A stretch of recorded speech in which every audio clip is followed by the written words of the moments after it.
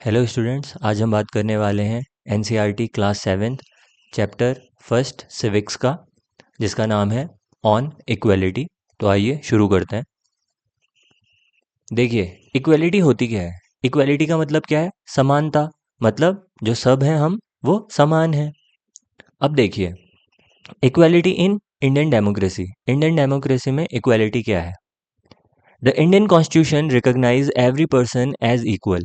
जो Indian constitution है वो रिकॉग्नाइज करता है कि सारे लोग क्या हैं, सेम है। अब सबसे पहले समझ लीजिए कॉन्स्टिट्यूशन क्या है।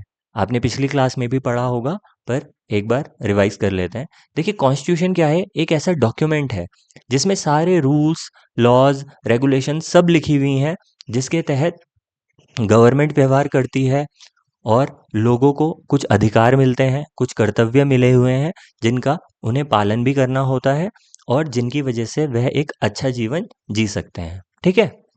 तो वो सारा जो डॉक्यूमेंट है, उसी को कहा गया है कॉन्स्टिट्यूशन। आगे चलते हैं। This means that every individual in the country, including male and female person from all caste, religion, tribes, educational and economic background are recognised as equal. इसका मतलब क्या हुआ कि जो कॉन्स्टिट्यूशन है के आधार पर क्या है, सभी लोग, जितने भी देश में लोग हैं, चाहे वो मेल है, फीमेल है, किसी भी कास्ट से आते हैं, किसी भी धर्म को मानते हैं, ठीक है, किसी भी ट्राइब के हैं, उनका एजुकेशनल बैकग्राउंड कैसा भी हो, इकोनॉमिकल बैकग्राउंड कैसा भी हो, सब के सब क्या है, इक्वल है। This is not to say that inequality ceases to exist, it doesn't, but at least in democratic India the principle of the equality of all person is recognised. देखिए, पूरी तरीके से समानता रहे हर जगह, ये तो अभी तक हुआ नहीं है, लेकिन कम से कम इसको रिकॉग्नाइज तो किया है। While earlier no law exists to protect people from discrimination and ill treatment, now there are several that work to see that people are treated with dignity and as equals. पहले के समय में कोई भी ऐसा नियम नहीं था जिससे डिस्क्रिमिनेशन को या जो इल ट्रीटमेंट हो रहा था इसको रोका जा सके, लेकिन अब कई नियम हैं और कॉन्स्टिट्यूशन ने भी हमें कई राइट्स दिए हैं। This recognition of equality includes some of the following provision in the constitution. तो कॉन्स्टिट्यूशन में कुछ प्रोविजन है इसके तहत। देखिए, first, that every person is equal before law. सभी के सभी जो लॉ के सामने क्या हैं, समान है। ठीक है? देखिए, चाहे भारत का प्रेसिडेंट हो और चाहे एक सामान्य व्यक्ति, ठीक है, सब के सब क्या है, इक्वल है। ठीक है? कोई भी बड़ा कोई भी छोटा नहीं है। Second, no person can be discriminated against on the basis of their religion, race, caste, place of birth or whether they are female or male. जैसे हमने पहले ही बात की, रिलीजन के बेस पर, रेस के बेस पर, कास्ट के बेस पर, प्लेस ऑफ बर्थ के बेस पर, और चाहे कोई मेल है फीमेल है, इस बेस पर किसी के साथ भी डिस्क्रिमिनेशन नहीं किया जाएगा। Third, every person has access to all public places including playground, hotels, shop and market. सभी लोग पब्लिक प्लेसेस पर, ठीक है, पब्लिक प्लेसेस की बात हो रही है, प्राइवेट नहीं, पब्लिक प्लेसेस पर कोई भी प्लेग्राउंड है, होटल्स हैं, शॉप्स हैं, मार्केट है, वहां जा सकते हैं। ठीक है? All person can use publicly available wells, roads and bathing ghats. और जितने भी लोग हैं वो जो सार्वजनिक कुएं हैं, रोड्स हैं, बेदिंग घाट्स हैं, वहां पर जा सकते हैं। और फोर्थ क्या है, अनटचेबिलिटी हैज बीन एबॉलिश्ड। जो अनटचेबिलिटी है, मतलब जो छुआछूत माना जाता है, ठीक है, पहले के समय में जो माना जाता था, उसको भी समाप्त कर दिया गया है। ठीक है? सभी लोग बराबर हैं। यहाँ पर देखिए, एक फिल्म का सीन है जिसमें एक बच्चा जब जूते साफ करता है तो उसको ये व्यक्ति पैसे फेंक कर देता है और उस पर वह बच्चा उन पैसों को नहीं उठाता। तो यहाँ पर बताया गया है किसके बारे में, डिग्निटी के। देखिए, डिग्निटी क्या होती है, हर व्यक्ति की अपनी एक गरिमा है। ऐसा नहीं है कि आप किसी के साथ कैसा भी बिहेव करें। उस बच्चे ने अगर जूते साफ किए हैं तो वह उसने अपना काम किया, तो उसके बदले में उसे पैसे सही तरीके से ही दिए जाने थे उसके हाथ में। ठीक है? जबकि वह पैसे फेंक कर देता है, जो कि गलत है। तो यहाँ पर हर व्यक्ति की अपनी रिस्पेक्ट होती है और उसी के तहत उसे ट्रीट किया जाना चाहिए, ऐसे नहीं कि मन मर्जी। ठीक है? आगे देखिए, ये है हमारा प्यारा सा Sansad Bhavan, parliament. The two ways in which the government has tried to implement the equality that is guaranteed in the constitution is, first, through laws and second through government programs और schemes to help disadvantaged communities। तो देखिए, दो तरीकों से government क्या करती है, equality को इम्प्लीमेंट करती है। पहला तो जो कॉन्स्टिट्यूशन के थ्रू हमें मिला है, कॉन्स्टिट्यूशन के थ्रू क्या है, कुछ नियम बना दिए गए हैं, कुछ लॉ हैं जिनकी तहत क्या है कि यदि आपके साथ कोई इक्वली ट्रीटमेंट नहीं करता है तो आप कोर्ट भी जा सकते हैं और फिर उस व्यक्ति को सजा मिलेगी। जबकि दूसरा तरीका क्या है, गवर्नमेंट ने बहुत सारी स्कीम्स चलाई हैं, प्रोग्राम्स चलाए हैं डिसएडवांटेज कम्युनिटीज़ के लिए, ताकि उन लोगों को भी मुख्य धारा में शामिल होने का मौका मिले। अगर कोई व्यक्ति गरीब है तो वह हमेशा गरीब ही ना रह जाए, ठीक है। तो यहाँ पर गवर्नमेंट बहुत सारी स्कीम चलाती है, आप देखते होंगे। जैसे सरकारी स्कूलों में आपने देखा होगा मिड डे मील की जो स्कीम है वो चलती है। कई जगह पर स्कॉलरशिप दी जाती है, गरीबों के लिए आवास बनते हैं, या गैस सिलेंडर कनेक्शन ये आप देखते हैं ये फ्री में मिलते हैं, ठीक है। ऐसे बहुत सारे। In addition to laws, the government has also set up several schemes to improve the lives of communities and individuals who have been treated unequally for several centuries। तो बहुत वर्षों तक जिनके साथ इक्वल ट्रीटमेंट नहीं किया गया था, उनकी मदद यहाँ पर सरकार करती है और कोशिश करती है कि उनको भी बराबरी के दर्जे पर लाया जाए, ठीक है। क्योंकि वे कई चीज़ों में पिछड़ गए। जैसे अगर देखें तो आर्थिक मामलों में, राजनीतिक मामलों में, ठीक है, सामाजिक मामलों में, तो वहाँ पर इक्वली लाना ज़रूरी है। This is these schemes are to ensure great opportunity for people who have not had this in the past. तो इन स्कीम से क्या होता है कि उन लोगों को भी अपॉर्चुनिटी मिलती है मुख्य धारा में आने की, समानता प्राप्त करने की, ठीक है, जो उन्हें पहले नहीं मिली थी। One of the steps taken by the government include the mid day meal. जैसे अभी मैंने कहा था मिड डे मील स्कीम, इसमें एक बहुत बड़ी चीज़ है, देखिए कैसे।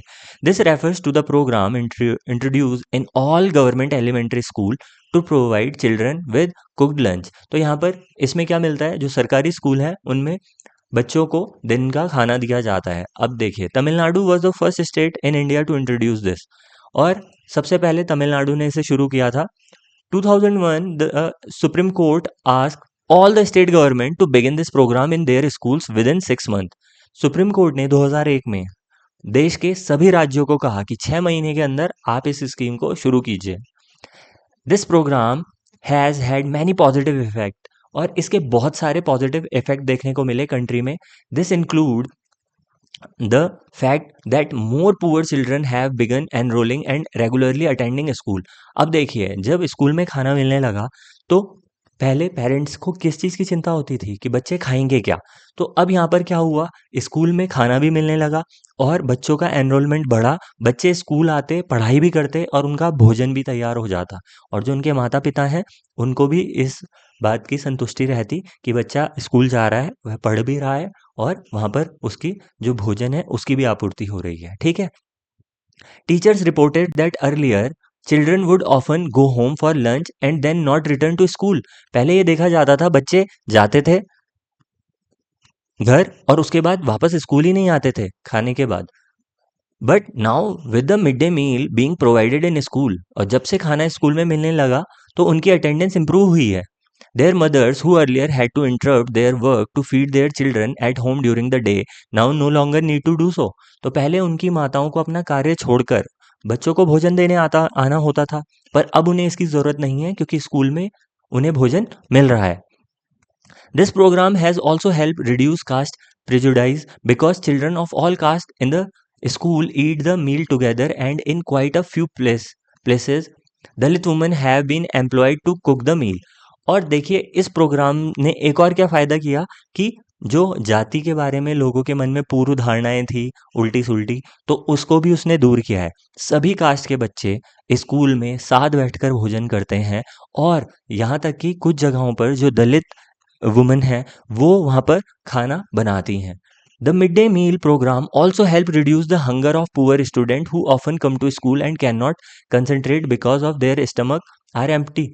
और इस स्कीम ने एक और क्या अच्छी चीज़ की कि जो बच्चों की भूख थी, एक तो उसको समाप्त किया। क्योंकि देखिए, एक आपने कहावत सुनी होगी, भूखे पेट भजन नहीं होता। तो जब तक व्यक्ति का पेट भरा हुआ ही नहीं है तो वो पढ़ाई भी कैसे करता, ठीक है। तो जब तक आपका पेट नहीं भरा होता ना, तो आप बेसिक से बेसिक कार्य भी नहीं कर पाएंगे। और फिर बच्चे कंसंट्रेट नहीं कर पाते थे पढ़ाई में। आगे देखिए, while government programmes play an important role in increasing equality of opportunity, there is much that still needs to be done. Government programmes चला रही है, लेकिन अभी और भी चीज़ें हैं जिनका होना ज़रूरी है। While the mid day meal program has helped increase the enrollment and attendance of poor children in school, there continues to be big difference in our country between schools that the rich attend and those that the poor attend.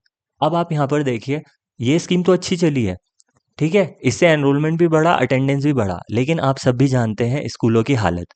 एक जो गरीब बच्चा है वो कैसा school attend करता है, एक रिच बच्चा कैसा अटेंड करता है। Even today, there are several schools in the country in which Dalit children are discriminated against and treated unequally.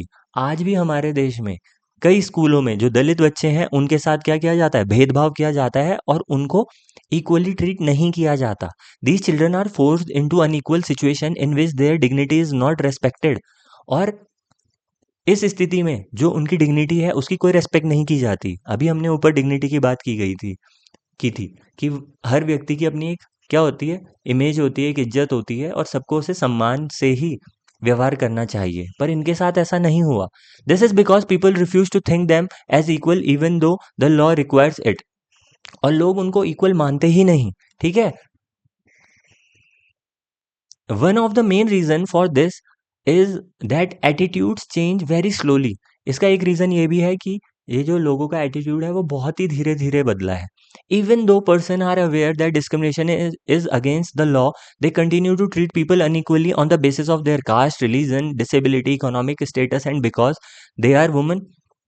आपने देखा होगा, सबको पता है कि नियम बन चुका है और अगर आप नियम का पालन नहीं करते हैं तो आपको सज़ा होगी, लेकिन लोगों को इस चीज़ों से फ़र्क ही नहीं पड़ता। वह उसके बावजूद भी आप देखेंगे डिस्क्रिमिनेशन करते हैं और आप इस चीज़ को हर जगह देख रहे होंगे।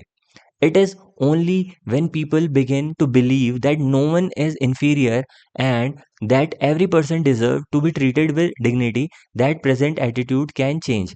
देखिए, अगर हम सबको इक्वल माने, सबको एक जैसा ट्रीट करें, देखिए किसी की भी सुप्रीमेसी नहीं है, कोई भी बड़ा नहीं है, कोई भी छोटा नहीं है, सब बराबर है। Establishing equality in a democratic society is a continuous struggle and one in which individual as well as various community in India contribute to, and you will read more about this in this book. और आप अभी भी देख रहे हैं कि इस democratic society में इक्वेलिटी को इस्टेब्लिश करना एक कंटिन्यूस स्ट्रगल है। आज भी अगर हम देखें, आज़ादी के इतने वर्षों बाद भी क्या हर व्यक्ति को समान तरीके से ट्रीट किया जाता है? आप अपने आसपास ही देखकर बताइए, ठीक है। Issues of equality in other democracies, equality से संबंधित अदर जो इशू हैं और अदर डेमोक्रेसीज में उनके ऊपर भी बात करते हैं। You are probably wondering whether India is the only democratic country in which there is inequality and where the struggle for equality continues to exist. आपको लग रहा है कि केवल भारत ही ऐसा देश है जहां पर ऐसी स्थिति है?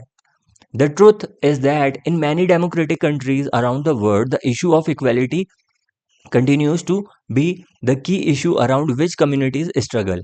सो फॉर एग्जाम्पल सबसे पहले बात कर लेते हैं अमेरिका की, जिसे आप विश्व का सबसे विकसित देशों में से गिनते हैं। The African Americans whose ancestors were the slaves who were brought over from Africa continue to describe their life today as largely unequal. देखिए, अमेरिका में पहले अफ्रीका से कई लोगों को लाया गया, ठीक है, उन्हें कार्य कराने के लिए, जो वहाँ पर गुलाम बनाए गए उनसे। अब यहाँ पर जो अब अफ्रीकन जो लोग हैं, जो अफ्रीकन अमेरिकन हैं, this despite the fact that there was a movement in the late 1950 to push for equal right for African American. और उन लोगों को अब जब वे अमेरिका में पैदा हुए हैं, यहीं रहते हैं, उनके साथ फिर भी क्या किया जाता है, भेदभाव किया जाता है। और 1950s के टाइम पर उन्हें मूवमेंट चलाना पड़ा इसके लिए। Prior to this African American were treated extremely unequally in the United States and denied equality through law. For example, when traveling by bus, they either had to sit at the back of the bus, बस में भी उन्हें या तो सबसे पीछे बैठना पड़ता था, और get up from their seat whenever a white person wish to sit. जब कोई गोरा व्यक्ति आकर वहां पर बैठेगा तो तब अफ्रीकन्स को वहां से हटना पड़ता था। तो देखिए क्या चीज थी ये। आज और आपने देखा होगा वहाँ पर एक अभी भी कुछ सालों पहले एक ब्लैक लिव मैटर भी चला था एक मूवमेंट। तो ऐसा क्यों? आप कह रहे हैं कि अमेरिका एक विकसित देश है और वहाँ पर भी इक्वालिटी के लिए इतनी प्रॉब्लम्स। रोजा park was a African American woman tired from a long day at work. She refused to give up her seat. और रोजा पार्क एक अफ्रीकन अमेरिकन वुमन जो कि एक बार अपने जब ऑफिस से आ रही होंगी और थक चुकी थी, तो उन्होंने एक वाइट मैन को सीट देने से मना कर दिया दिसंबर 1955 में। हर refusal that day started a huge agitation against the unequal ways in which African American were treated and which came to be known as the Civil Rights Movement। और यहाँ से शुरुआत हुई सिविल राइट्स मूवमेंट की। The civil right act of 1964 prohibited discrimination on the basis of race, religion और national origin. तो यहाँ से क्या हुआ? प्रोहिबिट किया गया मतलब प्रतिबंध लगाया गया डिस्क्रिमिनेशन पे कि भेदभाव नहीं होगा किसके आधार पर? रेस के आधार पर, रिलीजन के आधार पर और नेशनल ओरिजिन के आधार पर। ठीक है।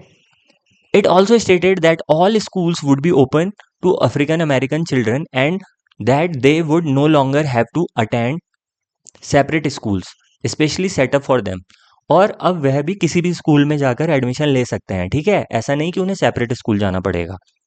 However, despite this, a majority of African American continue to be among the poorest in the country। और उसके बाद भी देखा जाता है कि अफ्रीकन अमेरिकन जो उस देश में सबसे ज़्यादा क्या है? गरीब हैं।